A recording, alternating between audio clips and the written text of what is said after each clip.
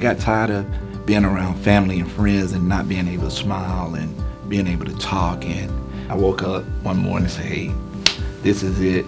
And coming to Restoring 24 has been life-changing.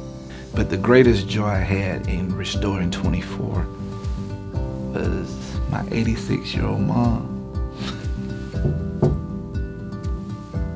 My 86-year-old mom saw my teeth and she broke down and started crying.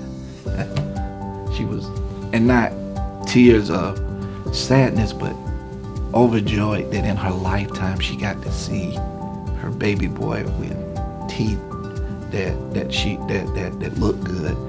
September 16th at about 4 in the evening, I have a dental appointment that day. That evening, STK, I'm coming.